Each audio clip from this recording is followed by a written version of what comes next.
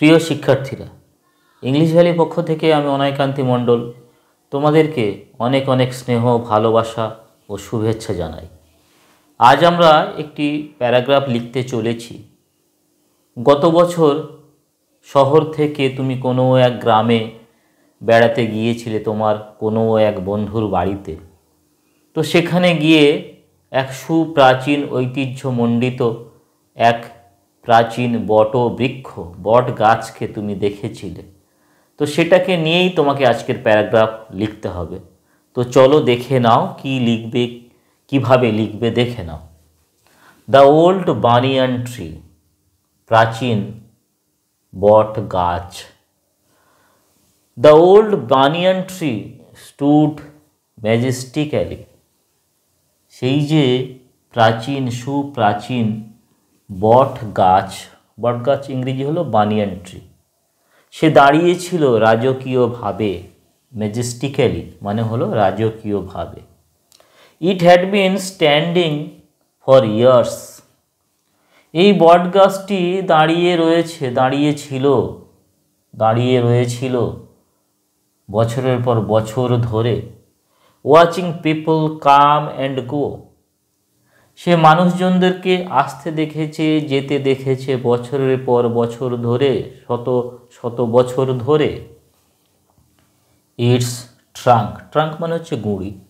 ওয়াজ thick, এর যে গুঁড়িটা ছিল সেটা ছিল মোটা। অ্যান্ড টুইস্টেড, এবং পাকানো। উইথ রুটস, তার শেকড়গুলো কেমন ছিল? গ্রোয়িং ফ্রম দ্য ব্রাঞ্চেস, এই যে গাছটি ছিল তার যে শাখা প্রশাখাগুলো ছিল সেখান থেকে শিকড় উপবৃদ্ধি দেখা গিয়েছিল। সেই যে শিকড়গুলো সেগুলো বৃদ্ধিপ্রাপ্ত হয়ে ডাউন টু দ্য গ্রাউন্ড, মাটিতে নিচে ঠেকে গিয়েছিল। The leaves of the trees were green and shady, সেই যে গাছটি ছিল তার যে পাতাগুলো ছিল সেগুলো ছিল সবুজ এবং স্যাডি, ছায়া প্রদানকারী। Providing A cool place for people to rest, এই যে গাছটি, এর যে সবুজ ছায়াময় যে পাতাগুলি ছিল, সেই পাতাগুলি কি করেছিল না মানুষজনদেরকে শীতল স্থান প্রোভাইড করেছিল, যোগান দিয়েছিল। ফর পিপল টু রেস্ট, বিশ্রাম নেওয়ার জন্য। মেনি বার্ডস বিল্ট দেয়ার নেস্টস, অসংখ্য পাখিরা তাদের বাসা নির্মাণ করেছিল। ইন দ্য ট্রিজ ব্রাঞ্চেস, এই গাছের যে শাখা প্রশাখা ডালপালা তার মাঝে। সিঙ্গিং সুইট মেলোডিজ, তারা গেয়ে চলেছিল মিষ্টি স্বরে মধুর গান। দ্যাট ফিল্ড দ্য এয়ার, যে গান আকাশকে বাতাসকে মুখরিত করেছিল। চিলড্রেন লাভড অ্যান্ড প্লেড, শিশুরা খেলছিল এবং হাসছিল। আন্ডার ইটস শেল্টারিং বাউজ মানে হচ্ছে শাখা প্রশাখা ডালপালা। আন্ডার ইটস শেল্টারিং বাউজ, এর আশ্রয় প্রদানকারী শাখা প্রশাখা ডালপালার নিচে। ক্লাইম্বিং অন দ্য রুটস, সেই সমস্ত ছেলেপুলেরা তারা কি করেছিল না গাছের যে শেকড়, যে উপবৃদ্ধি, তাতে তারা আরোহণ করেছিল, চড়ছিল।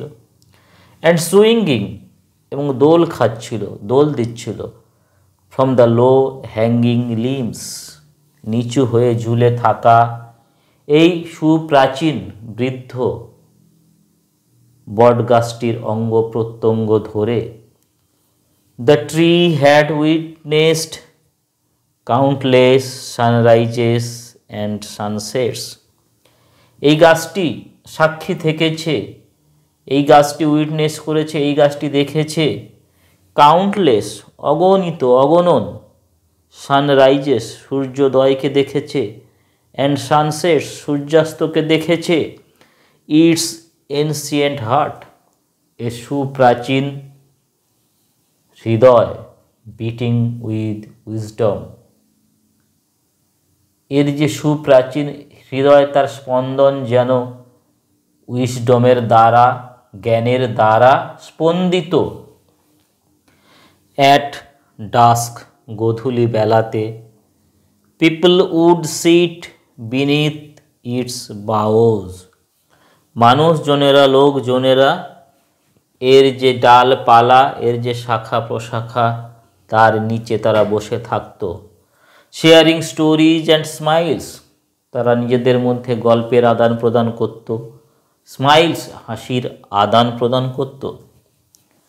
দেয়ার ফেসেস, তাদের যে মুখগুলো, মুখমণ্ডলগুলো, অ্যাগ্লো, দীপ্যমান হয়েছিল, প্রদীপ্ত হয়েছিল।